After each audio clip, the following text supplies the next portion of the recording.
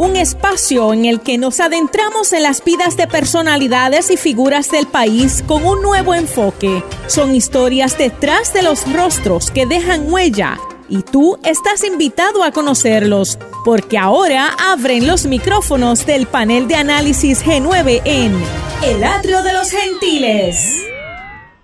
Saludos y gracias por escuchar nuevamente El Atrio de los Gentiles. Mi nombre es Fernando Moreno Orama. Me acompaña como siempre el moderador de este espacio, el licenciado Víctor García San Inocencio. Y tenemos como invitado en la mañana o en la tarde de hoy al licenciado Israel Santiago Lugo, quien estuvo con nosotros la semana pasada teniendo una conversación muy interesante sobre el reciente caso de Baello resuelto por el Tribunal Supremo de los Estados Unidos. Y Israel nos hizo un resumen y tuvimos una buena discusión sobre el caso, pero en el episodio de hoy nos gustaría entrar a profundizar un poco más en la discusión de ese asunto y las implicaciones que puede tener para el futuro de Puerto Rico. Víctor.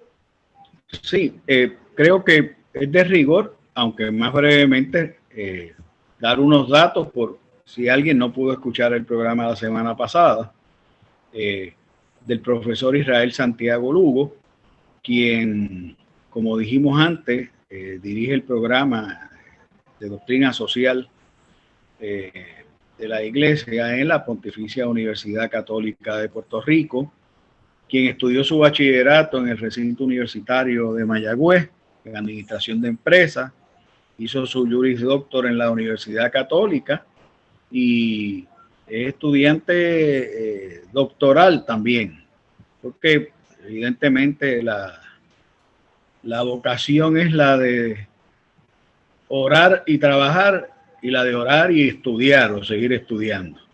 Así que una persona extraordinariamente cualificada, conocedor del derecho constitucional y pues creo que muy apta para hablar de las, no de las reverberaciones nada más de la decisión que todavía está causando muchas reacciones, sino de las consecuencias que puede tener y de las avenidas que puede abrir y cerrar. Así que pasemos con el licenciado Santiago Lugo. Adelante. Saludos, Víctor, y saludos, Fernando. Un placer estar con ustedes y con su audiencia en el día de hoy nuevamente. Un abrazo para todos. No sé si se acuerdan, en la semana pasada nos habíamos quedado hablando un poco de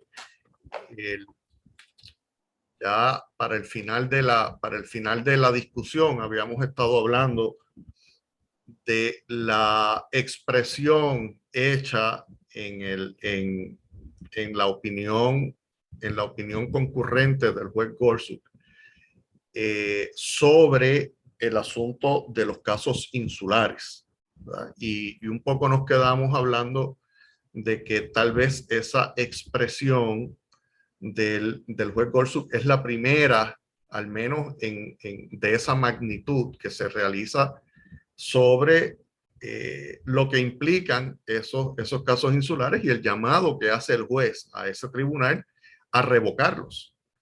Y lo que nos dice el juez en ese caso es que los casos insulares no tienen una base constitucional en los Estados Unidos. La Constitución de los Estados Unidos en ningún momento o en ninguna de sus páginas menciona la dicotomía de territorios incorporados o no incorporados, ni tampoco le concede de manera expresa al Congreso la autoridad para mantener, ¿verdad? Territorios que sean posesión de, pero no pertenezcan a los Estados Unidos, ¿verdad? Y eso yo creo que estaba explicándoles que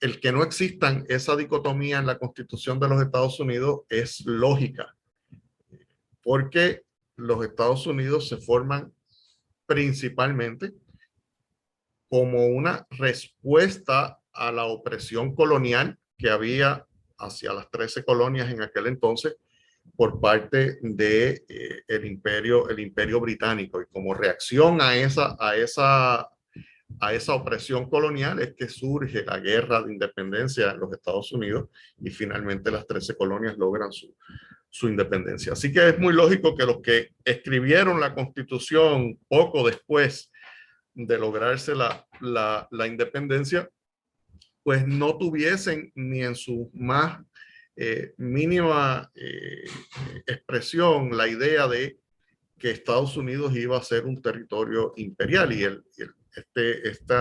toda esta movida imperial de los Estados Unidos pues empieza ya a surgir a finales del siglo XVIII, principios del siglo XIX, y ahí es que entonces llega la guerra hispanoamericana, Puerto Rico es cedido a los Estados Unidos, y igual que Filipinas, igual que Guam, etcétera. Y pues entonces los Estados Unidos se enfrentan por primera vez a esta situación de cómo es que vamos a justificar el mantener territorios como colonias y no hacerlos formar parte de los Estados Unidos de manera formal, ¿verdad?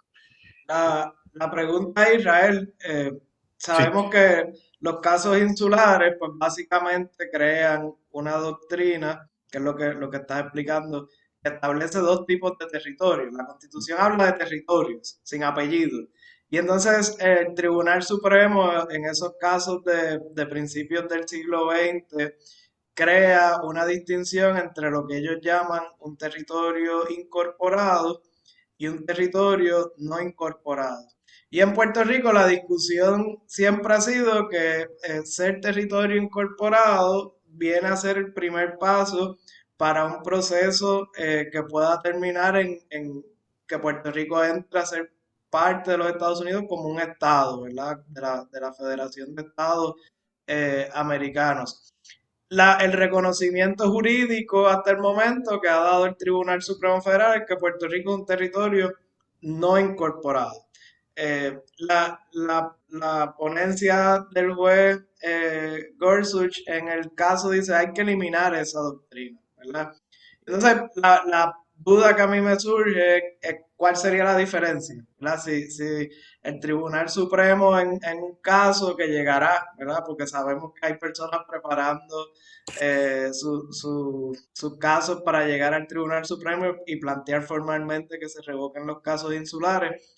¿Cuál sería la diferencia desde el punto de vista práctico que deje de existir ese paso de territorio incorporado, territorio no incorporado? Voy a contestarte inmediatamente, pero quiero hacerte la salvedad de que el caso ya se presentó, ¿sabes?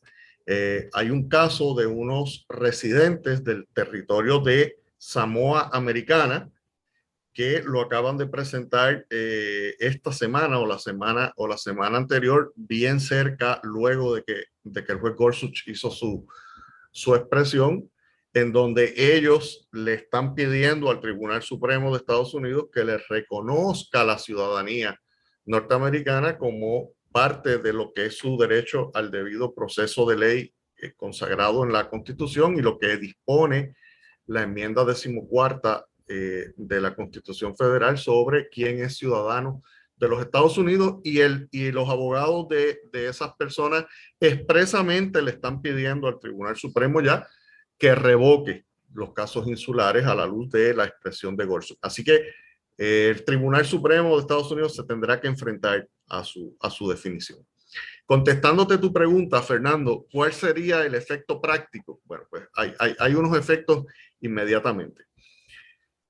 La teoría de los casos insulares siempre ha dejado la puerta abierta para que los Estados Unidos gobiernen a Puerto Rico específicamente y a cualquier otro territorio en la misma situación de la manera en que les parezca conveniente al Congreso, inclusive haciendo abstracción de algunas de las disposiciones de la Constitución Federal.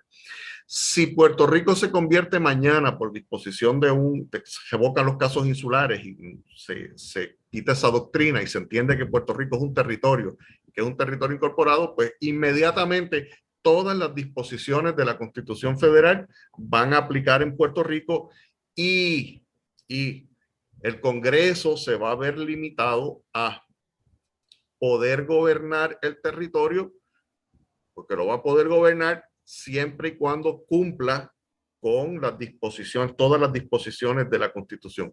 Ahora, eso también implicará el que Puerto Rico se le haga extensivo inmediatamente todo el código contributivo de los Estados Unidos, porque la Constitución dispone que a lo largo de los Estados Unidos se va a tributar o se va a legislar los impuestos por el gobierno federal de manera uniforme, ¿verdad? Hasta ahora esa uniformidad se ha mantenido distinta y se ha excluido a Puerto Rico de muchos de los impuestos federales porque bajo la doctrina de los casos insulares se permite que se legisle distinto para los territorios. De hecho, dos de los casos insulares principales tenían que ver sobre el asunto contributivo y el asunto de pago de tarifas aduaneras. Así que esa sería inmediatamente la implicación. Digo, y disculpa que te interrumpa, para contextualizar un poco la discusión, ahora mismo Estados Unidos solamente tiene un territorio incorporado según las fuentes oficiales del gobierno federal, pero no está poblado. Es un atolón en el medio del Océano Pacífico que se usa como aeropuerto, base militar, ¿verdad? Para recargar combustible de aviones y demás.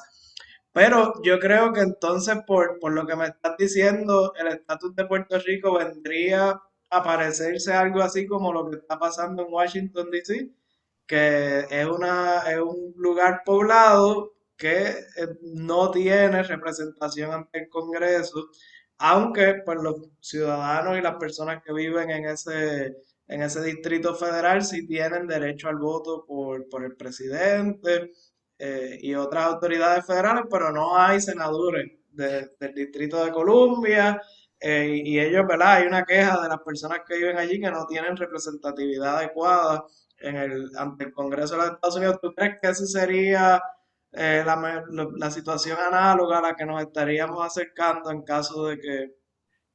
Esa sería la situación análoga en Puerto Rico en caso de que se eliminara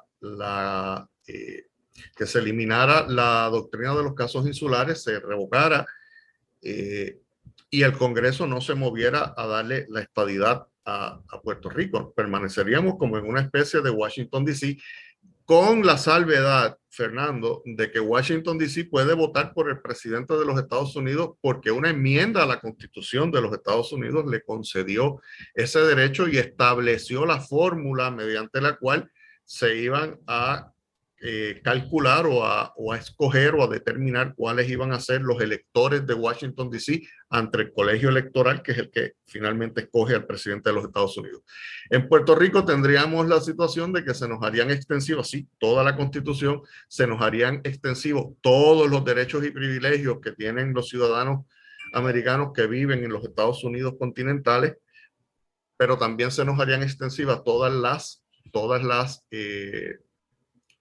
contribuciones y no tendríamos en efecto representación adecuada en el Congreso más allá de tener lo que hoy tenemos, que es un delegado con voz pero sin voto, que es el comisionado residente de Puerto Rico, y un poco eso es exactamente lo que tiene también Washington, D.C. Y en la pelea de los residentes de Washington, las tablillas de los carros allá dicen taxation without representation, ¿verdad? Nos pagamos impuestos y no tenemos representantes ante el Congreso que nos defiendan y velen por los intereses de las personas que viven allí. Que en gran medida lo que están es haciéndose eco de lo que era el lema de los independentistas norteamericanos en su momento contra la corona inglesa, ¿verdad? No, que no nos pongan impuestos si no nos conceden representación en las cortes, ¿verdad? Que era la situación que estaban enfrentando.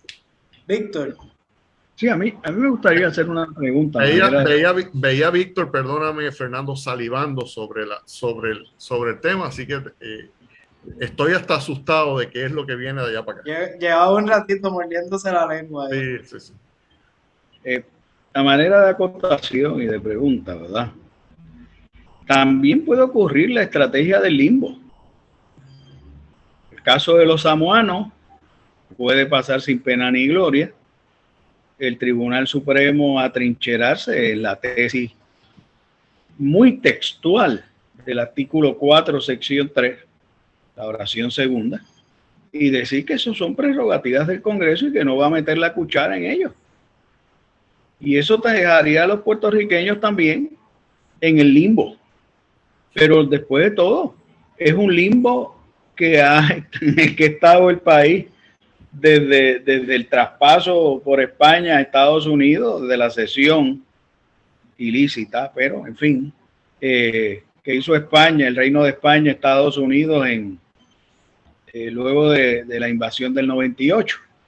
Así que esa situación de limbo, que uno no sabe cuánto tiempo puede estar estática, llevaría pienso yo, a una reflexión, o esperaría por una reflexión congresional sobre qué va a hacer con todos los territorios. Porque aquí el gran problema es que Puerto Rico es el más pesado, es el más poblado, en algún sentido, es el más distinto también. Y por lo tanto el Congreso puede decidir que se va a tomar 5, 10, 15, 20 años en ver qué hace con su política territorial. Tengo la sospecha que no haría lo mismo con Puerto Rico que con los otros territorios, pero he escuchado formulaciones interesantes de personas que dicen que a lo mejor la manera de acelerar estas cosas es que los territorios se unan y pidan que los consideren como una unidad política. He escuchado hasta eso. Y naturalmente, pues eso tiene muchas variantes, y le pregunto al profesor Israel Santiago Lugo qué ha reflexionado sobre el particular. Yo me atrevo a apostar que esa situación de limbo de la que tú hablas sería la que prevalecería en Puerto Rico por décadas, luego de que se eliminaran o se revocaran los casos insulares. Yo no veo al Congreso moviéndose hacia concederle a Puerto Rico inmediatamente a la estadidad, ni a tomar una decisión inmediata sobre el asunto de cuál va a ser el destino final, ¿verdad?, del territorio. Y la Constitución no obliga a los Estados Unidos, al Congreso, a que tome una determinación sobre los territorios incorporados en un periodo de tiempo. Así que igualmente podríamos estar como territorio incorporado el resto de nuestras vidas sin que Puerto Rico fuera finalmente admitido como Estado. Me parece interesante lo que menciona sobre la propuesta, que la había escuchado, pero no la había puesto mucha atención, la propuesta de una agrupación de todos los territorios no incorporados de los Estados Unidos, y pedir que se les reconocieran derechos como una unidad política.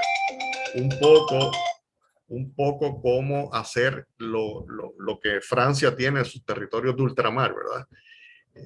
Pero cualquiera que fuera la determinación va a recaer sobre el Congreso, porque la realidad práctica es que la cláusula territorial del artículo 4 de la Constitución de los Estados Unidos le permite al Congreso administrar los territorios que pueda tener, como lo entienda pertinente. E igualmente la Constitución dispone que es el Congreso el que admite estados a la Unión. Así que en el Congreso está la solución, bien sea dejarnos en el limbo indefinidamente o admitirnos como Estado. el proceso de transición, ¿verdad? Si fuese que la estadidad es la opción que el Congreso elige, es obligatorio porque una de las cosas que se señala en la opinión, a mi juicio, es que es la incompatibilidad de sistemas tributarios entre Puerto Rico y los Estados Unidos. Y entonces uno de los jueces señala, si de la noche a la mañana le imponemos a Puerto Rico el sistema tributario federal, el asunto en la isla que de por sí es complicado y ellos lo saben porque ya trabajaron casos relacionados a los bonos y la quiebra, etcétera, etcétera. Así que el panorama de Puerto Rico, que de por sí ya está complicado, se complicaría mucho más con una imposición de un día para otro del Código de Renta Interno Federal. Así que con esto nos vamos a la pausa para que Israel tenga un momentito para organizar sus pensamientos y también quisiera hablar de las otras opciones, ¿verdad? Sabemos que por resolución de las Naciones Unidas, cuando hablamos de descolonización y de autodeterminación, pues la estadidad se puede debatir que es una de las opciones, pero hay otras opciones y aquí quisiera aprovechar el expertise del comoderador de este espacio para que también reflexione sobre eso en el próximo segmento de El Atrio de los Gentiles. Vamos a una pausa y regresamos. Historias de Gentiles. La voz del Atrio de los Gentiles. Mesa redonda. El Atrio de los Gentiles. Saludos nuevamente. Esto es El Atrio de los Gentiles. Mi nombre es Fernando Moreno Rama. Me acompañan hoy el doctor Víctor García San Inocencio, como moderador de este programa, y el profesor Israel Santiago Lugo, a quien hemos traído para que nos explique un poquito qué está pasando en el Tribunal Supremo Federal, los casos relacionados a Puerto Rico y qué repercusiones tendría eso en nuestro país. Antes de la pausa hablábamos sobre el efecto que puede tener en Puerto Rico la imposición de un sistema tributario federal y los cambios que habría que hacer internamente a nuestro sistema tributario, y lo primero que viene a la mente es la ley 66, antes conocida como ley 20, ley 22, el paraíso fiscal que eso crea para personas que vienen de los Estados Unidos y ejemplos anteriores que todavía se mencionan por ahí y hay personas que lo añoran, como la sección 936 que daba incentivos y beneficios contributivos a empresas que se radicaran en Puerto Rico. Así que Israel, Víctor, cualquiera de los dos los quiero escuchar. Bueno, voy a hacer una intervención breve. Es que la frase esta de no tenemos que llegar a esos extremos de meternos a examinar lo que supondría la imposición, el que recayese el Código de Rentas Internas Federal y las leyes contributivas de Estados Unidos sobre Puerto Rico.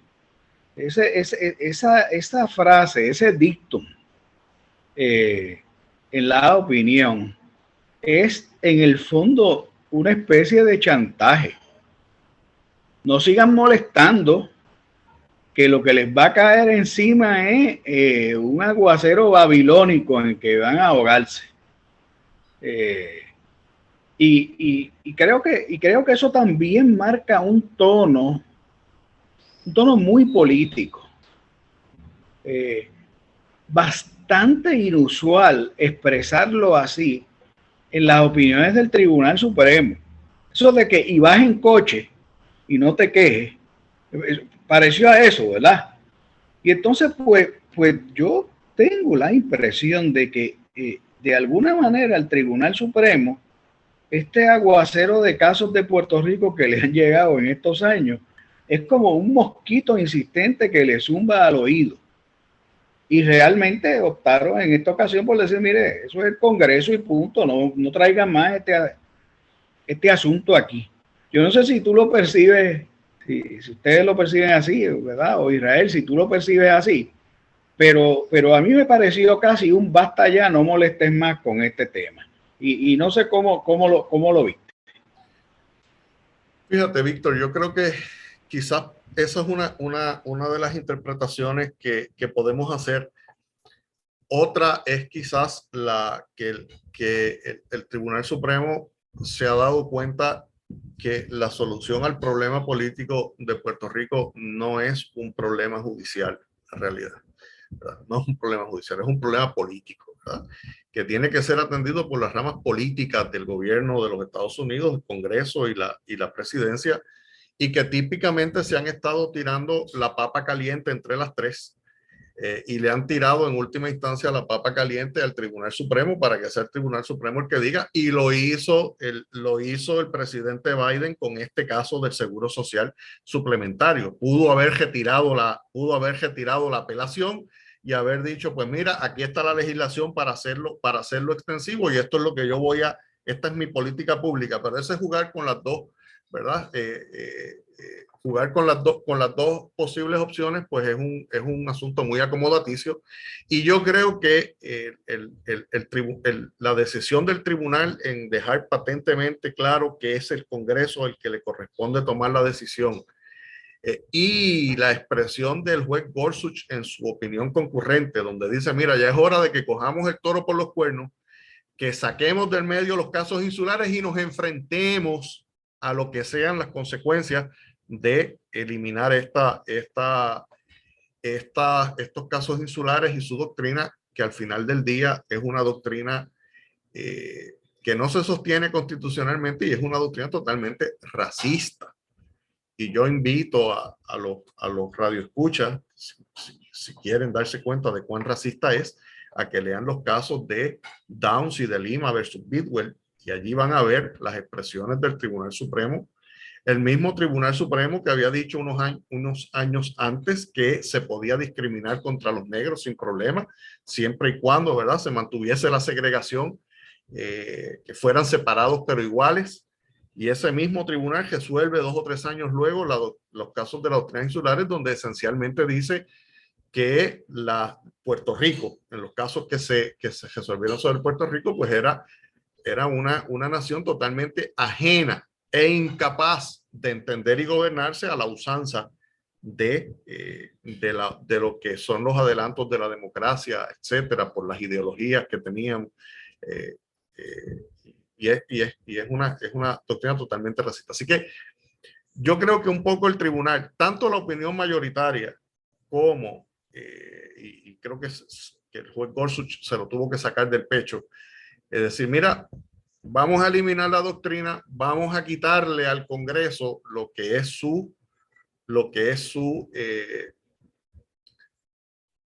sido su escudo para continuar, ¿verdad?, dejando a Puerto Rico y a los demás territorios no incorporados en este limbo político, y un poco están ya llamándolos a que asuman su responsabilidad. Antes de la pausa, el decano Moreno había mencionado que la estadidad no es la única solución para el problema de autodefinición de los puertorriqueños, y tiene mucha razón. El derecho internacional reconoce varias formas de autodeterminación, y como cuestión de realidad, la forma que yo le llamo el culmen de la autodeterminación, pues ciertamente es optar por la independencia del territorio al que se trate, ¿verdad? Pero hay otras formas de organización política o de relación política que se podrían establecer. La otra alternativa es la estadidad, que en última instancia no sería un asunto de determinación de los puertorriqueños necesariamente, sino una determinación de los miembros del Congreso.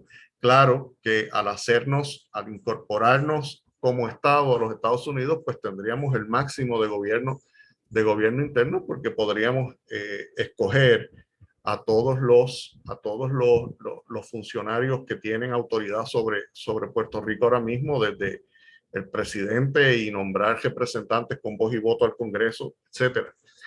Pero igualmente Estados Unidos tiene otros arreglos, como es el arreglo que tiene con las Islas Marianas del Norte, que es un arreglo de libre asociación. Y estamos hablando de 2 países que son independientes, que entraron en un acuerdo, ¿verdad?, de asociarse entre ellos, y como parte de ese acuerdo, pues establecieron ¿Cuáles son las condiciones de esa asociación? Y entre las condiciones que tienen, una de las condiciones que se pactó es que a las Islas Marianas del Norte se le iba a hacer extensivo el seguro social suplementario. Y el Congreso, cumpliendo con ese pacto que tiene con esas Islas Marianas del Norte, pues cumplió y enmendó la ley para incluirlas como parte de. Así que esencialmente esas son los tres tipos de posible solución al problema político de Puerto Rico: o la anexión a los Estados Unidos, o la independencia total de los Estados Unidos, o algún arreglo de libre asociación entre Estados Unidos y Puerto Rico, donde ambos países entrarían a negociar ese pacto de libre asociación como países soberanos. Así que ese es los tres arreglos. La otra opción, pues mantenernos indefinidos el resto de nuestras vidas, con la carga que eso supone para el país, que tiene una carga política muy fuerte, pero que también tiene unas consecuencias sociales que muchas veces pasan desapercibidas en la discusión pública, y es el mantener, y esto es una opinión muy mía, el mantenernos en esta indefinición política nos crea un gran problema de autoestima colectiva. Y gran parte de los problemas sociales que nosotros estamos confrontando tienen que ver en algo con este problema de autoestima colectiva. Y si usted tiene dudas de que esto es así, pues mire lo que sucede con muchos de nuestros hermanos puertorriqueños que se mudan a los Estados Unidos por la razón que sea. Y muchos de ellos, una vez están allá, pues no sé qué es lo que les sucede, que empiezan a despreciar a los que nos quedamos acá en el territorio, ¿verdad? Y esto es algo que no se habla mucho, pero que es una realidad. Así que creo que tiene unas consecuencias muy serias el asunto de mantenernos con este problema de indefinición política que estamos viviendo hoy día. Víctor, en los años 50, finales de la década de los 40, cuando en Puerto Rico se estaba desarrollando el ELA y había ese discurso de darle a la isla algún grado de autogobierno y de soberanía, supongo que se usó como modelo el famoso Commonwealth británico, que usó con colonias como Canadá, Australia, nuestras vecinas islas del Caribe, y que hoy día, 70, 80 años después, está sufriendo cambios a nivel de la relación de esos territorios con su antigua metrópolis. ¿Qué alternativas hay para Puerto Rico? ¿Sigue siendo algún tipo de Commonwealth o libre asociación un modelo viable? ¿Qué le faltó a Lela para alcanzar eso? Rayos, 7 programas más, Moreno, sobre el tema. Oye, antes de que Víctor conteste, Fernando, tú le haces esa pregunta a Víctor porque entiendes que él estuvo activo en esa discusión de la creación del ELA. Fue esta semana cuando celebraban el 70 aniversario de la Constitución. Por eso es que hace la pregunta, creo. Bueno, yo creo que quiero decir tres cosas bien rapidito. La primera, en Puerto Rico no nos hemos dado cuenta de la bomba atómica que es el caso Baello y de las repercusiones que tiene. Nos creemos simplemente que es un afianzamiento del neutro en la transmisión. No, esto tiene muchísimas consecuencias y le envía radiaciones muy fuertes a quienes quieren mantener el status quo en Puerto Rico y a quienes dicen creer en la anexión con Estados Unidos, pero también viven felices con el status quo. Porque es que si el mensaje para unos es aparatoso, para otros es peor. Además de que el segunda cosa que a mí me parece importante es que todo esto fue un maquillamiento de la condición colonial para tratar de representarle al mundo que esto, distinto a otros territorios en otros lugares y de otras potencias, había dejado de ser una colonia. Creo que ese es el segundo dato. Y entonces, 70 años después, pues las cosas se expresan con un lenguaje que no pudo haber sido peor. Y además, yo tengo dudas sobre si están o no materialmente vigentes los casos insulares, pero es que también es irrelevante. Por un preciosismo jurídico, querido amigo, que en paz descanse, el juez Torruella y el juez El Pi se han descolgado, como si decir que somos o no somos un territorio incorporado resuelve un asunto que al final del camino, como muy bien señala el profesor Santiago, es un asunto que le toca resolver al Congreso también. Entonces, lo tercero es que el discurso a nivel mundial está cambiando dramáticamente. Los mismos Estados Unidos ya mismo va a ser imposible que mantengan esta posición sobre Puerto Rico. Pero ¿de qué es de lo que está hablando Estados Unidos con la pretensión de Rusia de ceguetearle el Donbass a Ucrania y hacerlo un país distinto, tipo maniobra a lo Canal de Panamá hace 120 años? ¿De qué está hablando Estados Unidos cuando reclama con esa intensidad en el pecho el derecho a la soberanía y a la autodeterminación de Ucrania?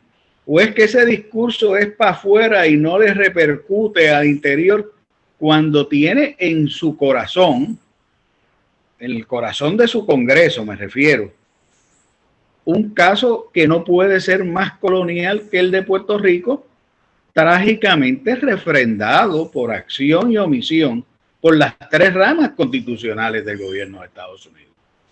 Así que esto también está cambiando dramáticamente. Y aquí es cierto que puede haber un limbo largo, pero es cierto también que pueden precipitarse algunas decisiones. Y yo creo que aquí hay mucha gente jugando el juego conservador de mejor no lo mueva para que no me maten la estadidad, mejor no lo mueva para que no me maten el status quo. Y creo que eso es lo que genera localmente uno de los tranques. No sé qué piensa Israel. Víctor, yo sobre lo que menciona, estoy de acuerdo esencialmente en todo. Hay un dato adicional que yo quiero añadir a la discusión, y es que yo creo que a partir de este caso Baello, al movimiento estadista en Puerto Rico le debe ya ser patentemente claro que la vía judicial no va a ser la vía para alcanzar la estadidad, ¿verdad? No lo es. Y el Tribunal Supremo y los tribunales federales en toda su extensión lo han hecho clarísimo a lo largo de la historia. Ya el Tribunal Supremo de Estados Unidos está siendo más que claro de que por ese lado no es la solución del problema del territorio. Fíjate que el juez Gorsuch dice que hay que revocar los casos insulares, pero él no presenta una solución o una alternativa. Él dice, hay que revocarlos porque no son buen derecho, pero nos enfrentaremos a las situaciones que haya que enfrentarnos una vez se revoquen. Así que deja muy abierta la puerta nuevamente a que es un asunto político que le corresponde atender en última instancia al Congreso de los Estados Unidos, que es a quien el pacto, el Tratado de París le delegó la determinación sobre la condición política de los puertorriqueños. Bueno, nos queda como 1 minuto y medio y la conversación se está poniendo interesante de nuevo. Víctor, ¿alguna reflexión final sobre...? Yo decía en el Capitolio ayer, en una conferencia que hubo sobre el aniversario de la Constitución, de que estos eran asuntos políticos. eran políticos y jurídicos, y que mientras los queramos analizar de una forma u otra sin entender el entrecruzamiento que hay, pues vamos a llegar a preciosismo, a análisis bien alambicados, pero que no conducen a nada, con la diferencia de que al status quo se le está acabando el tiempo. Israel. Nada, yo creo que es nuestra obligación hablar con claridad, ¿verdad? El asunto del estatus político del país. Yo creo que, como dije en el programa anterior, existe en Puerto Rico prácticamente un consenso de que tenemos un problema de falta de poderes políticos. Así que nos corresponde a cada uno de nosotros, como personas que viven en este país, a tomar la rienda de nuestros destinos y buscar la real solución a ese problema de falta de poderes políticos. Esa es mi reflexión final. Pues muchas gracias, Israel, por la participación en el programa de hoy. Quiero aprovechar y agradecer también al equipo técnico de la Oficina de Prensa y Comunicaciones de la Pontificia Universidad Católica de Puerto Rico, quienes se encargan del trabajo de edición de este programa. Así que nos veremos nuevamente la semana que viene en el Atrio de los Gentiles, con algún nuevo invitado o invitada para seguir teniendo conversaciones como esta. Gracias, Israel, y gracias, Víctor, y que tengan todos muy buen día. Intégrate a la mesa y descubre las vidas de los gentiles. Comunícate con nosotros a elatriodelosgentiles@pucpr.edu. Queremos saber de ti. El Atrio de los Gentiles es una producción de la Pontificia Universidad Católica de Puerto Rico.